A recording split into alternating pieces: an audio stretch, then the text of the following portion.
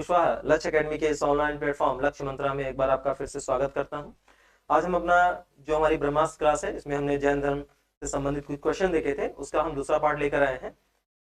तो हम लोग देखते हैं जैन धर्म से संबंधित कुछ और क्वेश्चंस को। क्वेश्चन नंबर 16 जिसमें आपका मैचिंग के दिया हुआ है और इसमें जो क्वेश्चन पूछा गया है वह तीर्थंकरों और उनके प्रतीक चिन्हों से संबंधित है। तो इसमें हम देखते हैं कि 4 तीर्थंकर दिए गए हैं। एक है आपके आदिनाथ, दूसरे हैं मल्लीनाथ, तीसरे हैं पार्श्वनाथ और चौथे हैं आपके शंभुनाथ।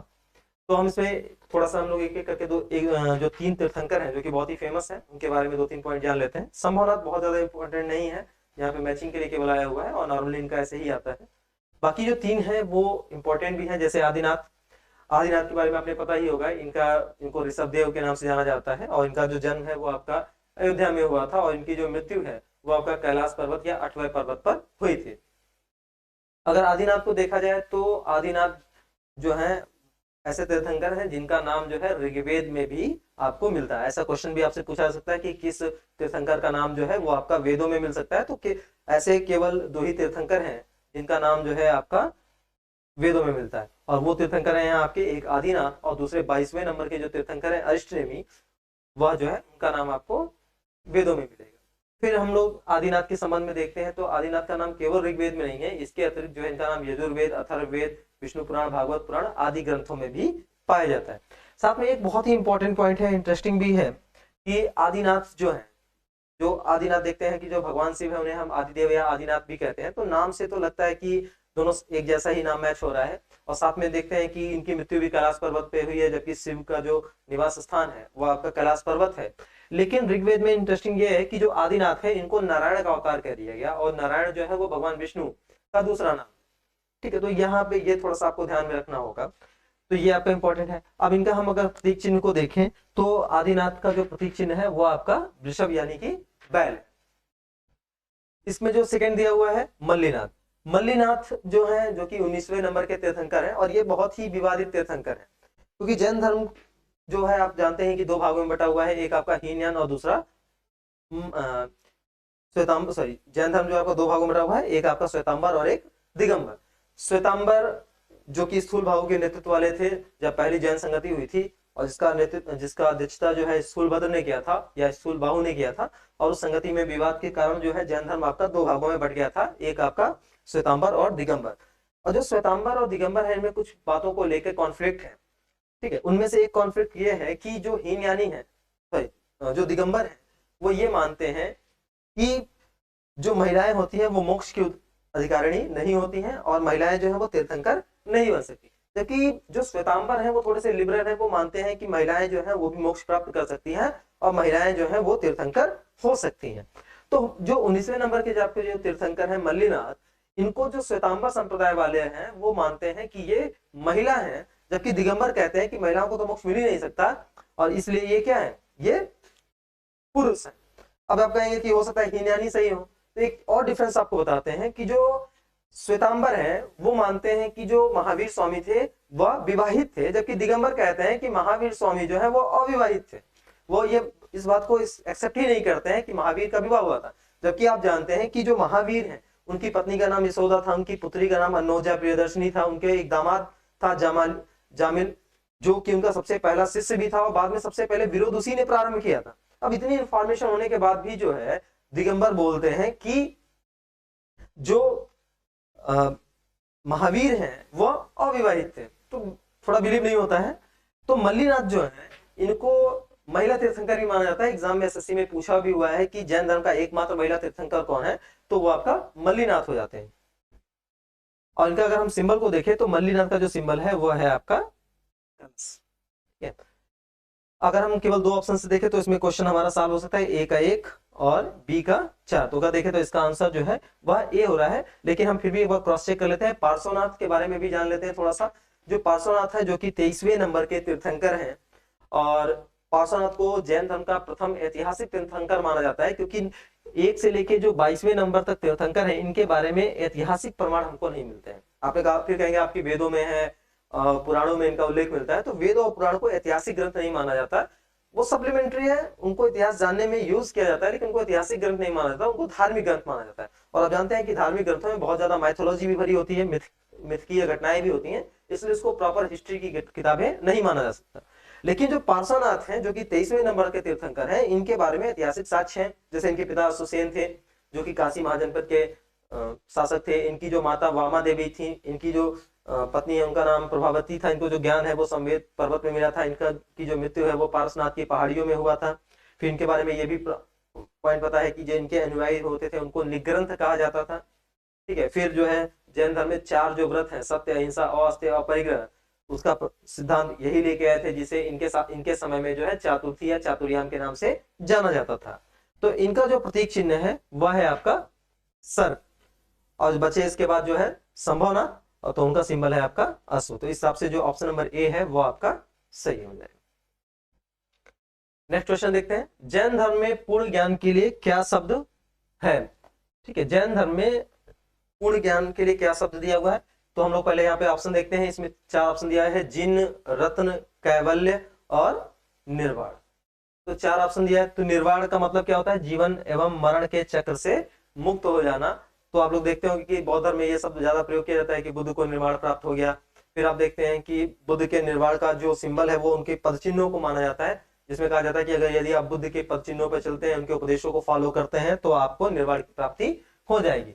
लेकिन निर्वाण का मतलब पूर्ण ज्ञान नहीं होता। जैन धर्म में भी, आप बौद्ध धर्म में भी अगर आप देखेंगे तो बुद्ध के ज्ञान की घटना को संबोधि कहा जाता है। तो वहां पे निर्वाण वगैरह का संबंध जो है वो पूर्ण ज्ञान से नहीं है। इसी तरह से फिर आगे आपका कैवल्य। तो जैन धर्म में जो कैवल्य है इसे ही पूर्ण ज्ञान कहा जाता है, और जो भी व्यक्ति कैवल्य को प्राप्त कर लेगा उसके लिए एक शब्द प्रयोग किया जाता है, केवलिन। ये महावीर का एक दूसरा भी नाम है। महावीर को कई नामों से जानते हैं। जैसे हम महावीर के नामों को देखेंगे तो महावीर के जो नाम मिलेंगे उसमें उन्हें, जैसे महावीर का असली नाम क्या है? वर्धमान है, तो उनके लिए केवलिन शब्द का प्रयोग किया गया। उनके लिए अहर्त शब्द का प्रयोग किया गया है। उनके लिए जो है आपका जिन या जेना शब्द का प्रयोग किया गया है। ठीक है, महावीर शब्द का प्रयोग किया गया है। तो ये सारे शब्द जो है ये महावीर स्वामी के लिए प्रयोग किए गए हैं। तो केवलिन जो होता है उसका अर्थ होता है कि जिसने कैवल्य को प्राप्त कर लिया हो, और जैन धर्म में कैवल्य का मतलब होता है पूर्ण ज्ञान, यानी कि सत्य की प्राप्ति कर ली है। और महावीर को इन सारे नामों से जाना जाता है। केवलिन आपको बता ही दिए। अहर्त मतलब जो पूजनीय होता है, पूज्य होता है। जिन या जेना का मतलब होता है जिसने अपनी इंद्रियों को जीत लिया। यहाँ पे जिन दिया हुआ ना, तो इसका मतलब होता है जिसने अपनी इंद्रियों को पर विजय प्राप्त कर ली हो। महावीर किसको कहा जाता है? तो महावीर होते हैं जो बहुत ही पराक्रमी होते हैं, जो जिनका पराक्रम निसंदेह जो अतुलनीय होता है, तो उनके लिए जो है महावीर शब्द का प्रयोग किया जाता है। तो आपका जो क्वेश्चन नंबर 70 है, इसका जो आंसर होगा वो आपका सी होगा। क्वेश्चन नंबर 18, महावीर जैन की मृत्यु निम्नलिखित में से किस नगर में हुई? बहुत ही आसान सा क्वेश्चन है कि महावीर की जो मृत्यु है वो कहाँ हुई थी। तो इसमें 4 ऑप्शन दिया है, राजगीर, सांची, पावापुरी और समस्तीपुर। तो समस्तीपुर का कोई मतलब ही नहीं है। राजगीर आप जानते हैं कि राजगीर जो है वो आपका मगध महाजनपद की राजधानी थी, तो आपको ये पता है। ठीक है, तो राजगीर जो है मगध की राजधानी थी। यहाँ पे जो है आपका इनकी मृत्यु नहीं हुई थी। सांची जो है वो इसलिए फेमस है क्योंकि यहाँ पे बौद्ध स्तूप है जिसका निर्माण जो है सम्राट अशोक ने किया था। पावापुरी जो है यहाँ पे महावीर की मृत्यु हुई थी। और जैसा कि आप जानते हैं कि महावीर की जब मृत्यु हुई थी तो उस समय जो मल्ल गणराज के जो शासक थे वो आपके सस्तीपाल थे। दूसरा एक पॉइंट और पावापुरी से संबंधित है। पावापुरी में ही जो है चुंद नाम का जो एक लोहार था, उसने महात्मा बुद्ध को सूकर माद्रव नामक एक पदार्थ खिलाया था, जिससे महात्मा बुद्ध जो है वो अतिसार नामक कोई बीमारी थी, पेचिस जिसको कहा जाता है, उससे पीड़ित हो गए थे। फिर महात्मा बुद्ध जो है पावापुरी से कुशीनारा चले गए और फिर वहां के उनकी मृत्यु हो गई। तो हम देखते हैं कि जो मल्ल गणराज की 2 राजधानियां हैं, एक पावापुरी और कुशीनारा। तो एक में महावीर की मृत्यु हुई है और दूसरी कुशीनारा में बुद्ध की मृत्यु हुई थी। क्वेश्चन नंबर नेक्स्ट क्वेश्चन है आपका, महावीर स्वामी को किस नदी के तट पर ज्ञान प्राप्त हुआ था? तो हमको यहाँ पे बताना है कि किस नदी के तट पर जो है बुद्ध को ज्ञान प्राप्त हुआ। इसमें 4 ऑप्शन दिया हुआ है आपका, स्वर्ण सिक्ता, पलासिनी, गंगा और ऋजुपालिका। तो इसमें जो सही आंसर है वो है आपका ऋजुपालिका। जैसा कि आप जानते हैं कि महावीर जो है उन्होंने 30 वर्ष की आयु में अपना घर छोड़ा था, और घर छोड़ने से पहले इन्होंने अपने बड़े भाई नंदीवर्धन की आज्ञा ली थी। उसके बाद जो है इन्होंने ऋजुपालिका नदी के किनारे जो है वहां पे तपस्या किया और फिर इनको ज्ञान की प्राप्ति हुई थी। ठीक है, तो ये महावीर का है कि इनको जो ज्ञान है वो आपका ऋजुपालिका नदी के किनारे प्राप्त हुआ था। इसी तरह से अगर हम देखते हैं जो बुद्ध हैं उनको निरंजना नदी के तट पर ज्ञान प्राप्त हुआ था। अगला क्वेश्चन है कि त्रिरत्न सिद्धांत सम्यक धारणा, सम्यक चरित्र एवं सम्यक ज्ञान जिस धर्म की महिमा है वह है, यानी कि इसमें सम्यक त्रिरत्न की बात की जा रही है। और अगर हम देखें तो त्रिरत्न आपका दो धर्मों में है, एक बौद्ध धर्म में है और एक जैन धर्म में। तो यानी कि बौद्ध धर्म और जैन धर्म दोनों धर्मों में आपको त्रिरत्न मिलेगा। लेकिन अगर बौद्ध धर्म में हम त्रिरत्न को देखें तो बौद्ध धर्म में जो त्रिरत्न है वह है आपका बुद्ध, धम्म और संघ। तो बौद्ध धर्म में जो आपको त्रिरत्न है वो आपका बुद्ध, धम्म, संघ है। जबकि जैन धर्म का जो त्रिरत्न है वो आपका है सम्यक ज्ञान, सम्यक चरित्र और सम्यक आचरण। तो इसमें जो सही आंसर होगा वो आपका होगा सी, क्योंकि जो सम्यक धारण, सम्यक चरित्र और सम्यक ज्ञान की जो बात की जाती है वो आपका जैन धर्म में। लेकिन अगर केवल यही क्वेश्चन पूछता कि त्रिरत्न का संबंध किस धर्म से है तो आपका इसका दोनों आंसर हो जाता है, बौद्ध धर्म भी होता और जैन धर्म भी होता। नेक्स्ट क्वेश्चन है श्रवणबेलगोला में गोमतेश्वर की विशाल प्रतिमा की स्थापना किसने करवाई थी? तो इसमें चार नाम दिया हुआ है, एक है चामुंडराय, दूसरा है कृष्ण प्रथम, कुमारपाल और तेजपाल। तो इसका जो सही आंसर है वह है आपका चामुंडराय। अब श्रवणबेलगोला क्यों फेमस है, फिर ये गोमतेश्वर कौन है जिनकी विशाल प्रतिमा बनाई गई है? तो पहला हम लोग श्रवणबेलगोला के बारे में जान लेते हैं। श्रवणबेलगोला जो है वो आपका कर्नाटक का एक जिला है हासन, वहां पे स्थित है। ठीक है, और श्रवणबेलगोला दो रीजन से फेमस है। एक तो यहाँ पर एक बहुत ही प्रसिद्ध जैन धर्म का एक त्योहार मनाया जाता है महामस्तकाभिषेक, जो कि प्रत्येक 12 वर्ष में मनाया जाता है, जिसमें गोमतेश्वर की प्रतिमा का अभिषेक किया जाता है दूध दही वगैरह से। और दूसरा फेमस इसलिए है कि जो प्रथम मौर्य सम्राट थे चंद्रगुप्त मौर्य, उनकी मृत्यु आपका श्रवणबेलगोला में हुई थी संलेखना के द्वारा। इसी के अतिरिक्त जो है एक और मौर्य सम्राट है संप्रति, जिन्हें जैन धर्म का अशोक के नाम से जाना जाता है, उनकी भी मृत्यु जो है श्रवणबेलगोला में संलेखना के द्वारा ही हुई थी। लेकिन ये बात आती है कि गोमतेश्वर कौन है? तो गोमतेश्वर जो है जैन धर्म के जो पहले तीर्थंकर हैं ऋषभदेव, उनके पुत्र थे। ठीक है, ऋषभदेव के ये पुत्र हैं या आदिनाथ के ये पुत्र हैं, और इनकी एक प्रतिमा बनाई गई है 17.5 फीट ऊंची प्रतिमा है, जो कि एक ही पत्थर को काट कर बनाई गई सबसे बड़ी प्रतिमा है। और यहाँ पे प्रत्येक 12 वर्ष में जो है इनका अभिषेक किया जाता है, जिसे नाम दिया गया है महामस्तकाभिषेक। और इस प्रतिमा का जो निर्माण कराने वाले जो व्यक्ति हैं वह है आपका चामुंडराय। नेक्स्ट है निम्नलिखित में से कौन सा एक कथन सही नहीं है? और इसमें 4 ऑप्शन दिया गया है। इसमें जो क्वेश्चन पूछा गया वह है कि कौन सा सही नहीं है। पहला है श्रवणबेलगोला स्थित गोमतेश्वर की प्रतिमा जैनियों के अंतिम तीर्थंकर को दर्शाती है। ठीक है, पहला क्वेश्चन। दूसरा, भारत का सबसे बड़ा बौद्ध मठ अरुणाचल प्रदेश में है। तीसरा, खजुराहो के मंदिर चंदेल राजाओं द्वारा बनवाया गया। और चौथा, भुवनेश्वर मंदिर जो है वह शिव को समर्पित है। तो इसमें कौन सा ऑप्शन पूछा गया कि सही नहीं है, यानी कि कौन सा जो ऑप्शन है वह आपका गलत है? तो अभी इससे जस्ट पहले वाला जो हम क्वेश्चन देख रहे थे उसमें आपको बताया था कि जो गोमतेश्वर है वो जैन धर्म के कोई भी तीर्थंकर नहीं है, वह जैन धर्म के जो पहले तीर्थंकर हैं आदिनाथ या ऋषभदेव, उनके पुत्र हैं। जबकि इसमें कहा जा रहा है कि जो गोमतेश्वर की प्रतिमा है वह जैनियों के अंतिम तीर्थंकर को दर्शाती है। तो यही जो ऑप्शन है वही आपका क्या हो जाएगा, आपका सही आंसर हो जाएगा, क्योंकि गोमतेश्वर जो है वो आपके कोई तीर्थंकर नहीं है, वो ऋषभदेव के पुत्र हैं। जैन धर्म के जो अंतिम तीर्थंकर है वो महावीर स्वामी या वर्तमान महावीर है। दूसरा जो इसमें ऑप्शन दिया हुआ है, भारत का सबसे बड़ा बौद्ध मठ आपका अरुणाचल प्रदेश में है, बिल्कुल सही है। खजुराहो के जो मंदिर है वो चंदेल राजवंशों द्वारा ही बनाया गया। और भुवनेश्वर जो मंदिर है जो दक्षिण भारत की जो मूर्तिकला शैली है उससे संबंधित है, तो इसका जो है भगवान शिव को ही समर्पित है। बाकी इस पे जो क्वेश्चन जब हम मध्यकालीन इतिहास देखेंगे तो वहां पे पढ़ेंगे। क्वेश्चन, बराबर की गुफाओं का उपयोग किसके आश्रय ग्रह के रूप में बताया? अभी तो आपको पिछले वीडियो में जो क्वेश्चन बताया था उसमें आपको बताए थे कि जो बराबर की पहाड़ियों में 4 गुफाएं बनी है, जिसमें आपका सुदामा झोपड़ी, विश्व झोपड़ी और कर्ण चौपड़ है। और साथ में एक और गुफा है वहां पे नागार्जुनी गुफा।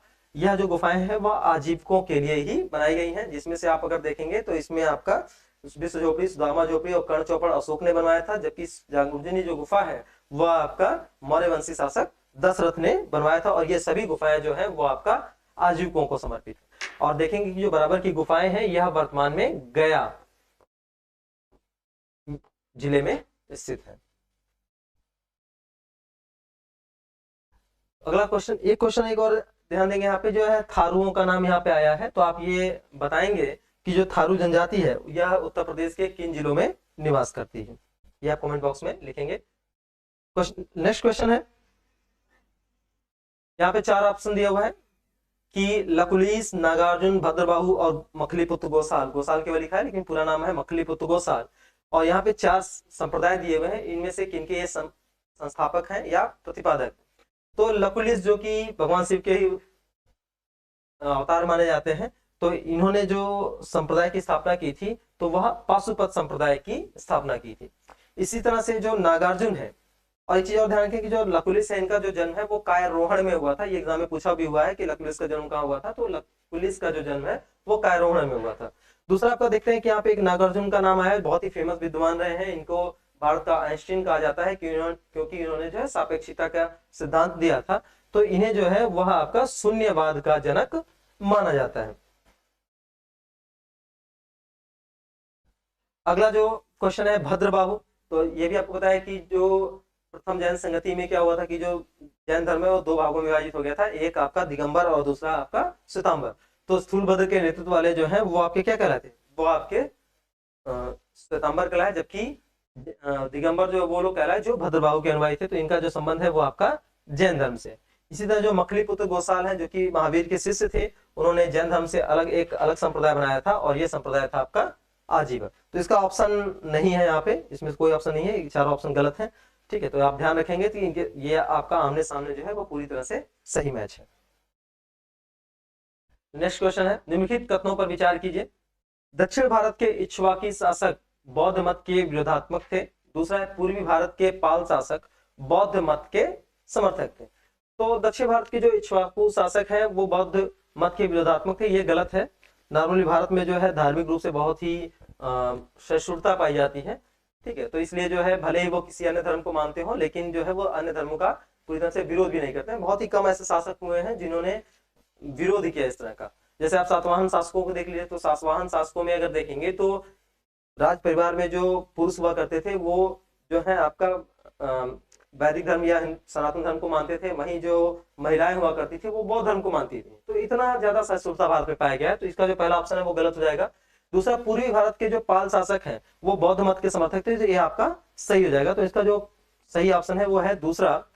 और पाल शासकों के बारे में आपको पता है कि जो पाल वंश है जिनका स्थापना आपका बंगाल में हुआ था, इसके जो संस्थापक हैं वो आपका गोपाल हैं, और ये इन्होंने जो पाल वंश की स्थापना की थी वो 750 AD में की थी। और आपको एक जानकर जो है थोड़ा सा इंटरेस्टिंग पॉइंट है इनके संबंध में कि ये गोपाल जो है भारत के पहले शासक है जिनको जनता ने खुद निर्वाचित करके गद्दी पर बैठाया था। तो ये भारत के पहले निर्वाचित शासक हैं गोपाल। इन्हीं के पुत्र आपके देखेंगे तो आपका धर्मपाल, फिर उसके बाद देवपाल आ जाएंगे, जिसमें आपका फिर देखेंगे जैसे जो गोपाल है उन्होंने एक विश्वविद्यालय भी बनवाया था, उदंतपुरी विश्वविद्यालय। फिर आप अगर देखेंगे धर्मपाल तो उन्होंने जो है विक्रमशिला विश्वविद्यालय बनवाया था, तो बहुत ही फेमस विश्वविद्यालय था वो। तो जो पाल वंश के जो शासक थे वो भले ही बौद्ध मत को मानते हो, लेकिन वह बौद्ध धर्म की एक जो संप्रदाय हुआ करती थी वज्रयान शाखा, उसको मानते थे। और वज्रयान शाखा में जो है आपका तांत्रिक क्रियाएं होती थी, ये तंत्र मंत्र से संबंधित है। तो पाल वंश जो है वो वज्रयान शाखा के अनुयायी थे, न कि हीनयानी और महायानी थे। जैसे अगर आप देखेंगे जो कनिष्क है या हर्षवर्धन है वो महायान संप्रदाय को मानते थे, लेकिन जो पाल वंश के शासक हैं वो वज्रयान शाखा को मानते थे। नेक्स्ट क्वेश्चन है क्वेश्चन नंबर 26। निम्नलिखित कथनों पर विचार कीजिए। वर्धमान महावीर की माता, जिनका नाम क्या था, की माता जिनका नाम आप जानते होंगे त्रिशला था, लिच्छवी के मुख्य या लिच्छवी गणराज्य के प्रमुख चेटक की पुत्री थी, पहला ऑप्शन है। दूसरा है गौतम बुद्ध की माता कोलीय राजवंश की राजकुमारी थी। तो यहाँ पे 2 ऑप्शन दिया है। अब हम देखते हैं कि जो वर्धमान की जो माता है त्रिशला, वह लिच्छवी गणराज्य के जो प्रमुख थे चेटक उनकी पुत्री थी। तो ये ऑप्शन गलत है, क्योंकि लिच्छवी गणराज्य के जो प्रमुख चेटक थी उनकी पुत्री का नाम जो है वो चिलन्ना था, जो कि बिंबिसार की पत्नी थी। इनकी जो माँ है त्रिशला वह चेटक की बहन थी।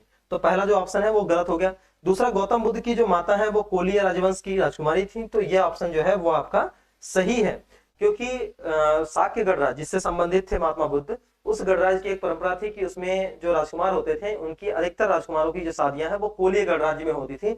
इसीलिए महात्मा बुद्ध की जो माँ है महामाया, या इनकी जो मौसी है प्रजापति गौतमी, या इनकी जो पत्नी है यशोधरा, वो सभी जो है कोलीय राजवंश से ही संबंधित थे। नेक्स्ट क्वेश्चन देखते हैं, निम्नलिखित कथनों पर विचार कीजिए। क्वेश्चन नंबर 27 में है आपका, जो इसमें हमको बताना है कि कौन सा सही है। तो इसमें जो पहला ऑप्शन है वो है कि कर्म को विनष्ट करने का सुनिश्चित मार्ग तपचर्या है, ठीक है।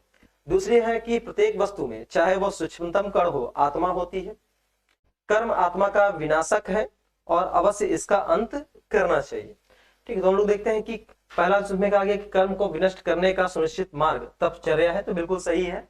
बुद्ध कहते हैं कि ब्रह्मचर्य जीवन का पालन कीजिए, तो वो तप पर ज्यादा बोलते हैं और बहुत ही अतिवादी भी हैं, शरीर को कष्ट देने की बात करते हैं, ठीक है। तो पहला जो है कि कर्म को नष्ट करने का जो सुनिश्चित मार्ग है वो तपचर्या है, यानी कि आपको ज्यादा से ज्यादा तप करना चाहिए, आपको सांसारिक जीवन छोड़ देना चाहिए। इससे क्या है कि आपके सारे कर्म नष्ट हो जाएंगे। दूसरा है प्रत्येक वस्तु में चाहे वो सूक्ष्मतम कण ही क्यों हो न हो उसमें आत्मा होती है, बिल्कुल। जैन धर्म में आप जानते हैं कि अहिंसा की जो परिभाषा है वो बहुत ही अतिवादी है और वो छोटे से सभी चीजों में जो है आत्मा के अस्तित्व को मानते हैं, जीव को मानते हैं। इसीलिए जो जैन धर्म वाले होते हैं वो कृषि कार्य नहीं करते, और वैसे भी महावीर ने युद्ध और कृषि दोनों पर प्रतिबंध लगा दिया था। और कृषि में वो मानते थे कि जब आप खेत का जुताई करेंगे तो उसमें जो छोटे छोटे जीव हैं वो नष्ट हो जाएंगे, तो इसलिए जो है इनका ये अतिवादी दृष्टिकोण था। तीसरा, कर्म आत्मा का विनाशक है और इस अवश्य इसका अंत करना चाहिए, यह भी सही है। जैन धर्म में कर्मवाद का सिद्धांत है और यह आत्मा के अस्तित्व को भी मानता है। हालांकि जो बौद्ध धर्म है वो आत्मा के अस्तित्व को नहीं मानता, लेकिन जो जैन धर्म है वो आत्मा के अस्तित्व को मानता है, कर्मवाद को मानता है और पुनर्जन्म के सिद्धांत को भी मानता है। तो जैन धर्म में आपने पढ़ा होगा कि जैन धर्म में जो है पुनर्जन्म का जो कारण होता है वो आपका पुद्गल होता है। अब पुद्गल क्या है कि पुद्गल जो है एक प्रकार का कर्म पदार्थ होता है, ठीक है। और जो हमारे कर्म होते हैं वो इसके साथ मिल जाते हैं और एक क्या बनता है, लेस्य का निर्माण होता है। और लेस्य जो है वो कई कलर में होते हैं, ठीक है, कलर होता है, जैसे काला, काला, नीला, ठीक है, और धूसर होगा तो इसका मतलब आपके बुरे कर्म हैं, लाल, पीला, सफेद होगा तो इसका मतलब आपके कर्म अच्छे हैं। तो यहाँ पे जो पुद्गल है वो आपके कर्मों से मिल जाता है, एक प्रकार का कर्म पदार्थ होता है, ठीक है। तो आत्मा जो है उससे अटैच रहती है, फिर जब आप अच्छा कर्म करते हैं तो ये जो है पुद्गल वो समाप्त हो जाता है और फिर आपकी जो आत्मा है उसको मोक्ष प्राप्त हो जाएगा। तो इसका जो ऑप्शन डी होगा वो आपका सही होगा। आजीवक संप्रदाय के संस्थापक आपको बताए हैं कि आजीवक जो संप्रदाय है इसके संस्थापक आपके मखलीपुत्र गोसाल है, ठीक है। बाकी आप जो है एक चीज और बताएंगे कि आनंद ने किस ग्रंथ की रचना की थी और उपाली ने किस ग्रंथ की रचना की है, ये आप कमेंट बॉक्स में बताएंगे। उत्तर प्रदेश में बौद्ध एवं जैनियों का प्रसिद्ध तीर्थ स्थल कौन सा है, तो ये दोनों, यह है आपका कौशाम्बी है। सारनाथ का संबंध जो है वो बौद्ध धर्म से है। और यहाँ पे देखते हैं कि बुद्ध ने अपना पहला उपदेश दिया था, कुशीनगर में बुद्ध का स्तूप है क्योंकि यहाँ पे उनकी मृत्यु हुई थी। और देवी पाटन जो है इसका ये बहुत ही फेमस है और नॉर्मली हिंदू धर्म से संबंधित यहाँ पे बहुत बड़ा तीर्थस्थल भी है। तो कौशाम्बी जो है यह दोनों धर्मों का पवित्र तीर्थस्थल है। लास्ट क्वेश्चन, प्रारंभिक जैन साहित्य निम्नलिखित में किस भाषा में लिखे गए, ठीक है। तो इसका जो सही आंसर है वो है अर्धमागधी। यदि आप प्रारंभिक जैन ग्रंथों को देखेंगे तो अर्धमागधी है, ठीक है। और इसी तरह से जो बौद्ध धर्म की भाषा है वो पाली है। प्राकृत अगर आप देखेंगे तो अशोक वगैरह के समय में आपका प्राकृत आ जाएगा। संस्कृत जो है यह सदैव से उच्च वर्ण की भाषा रही है। तो ये आपके कुछ क्वेश्चन थे जैन धर्म से संबंधित। आगे हम लोग किसी अन्य टॉपिक पे मिलेंगे। Thank you. Please subscribe to our YouTube channel Laksh Academy and press the bell icon to get new video updates.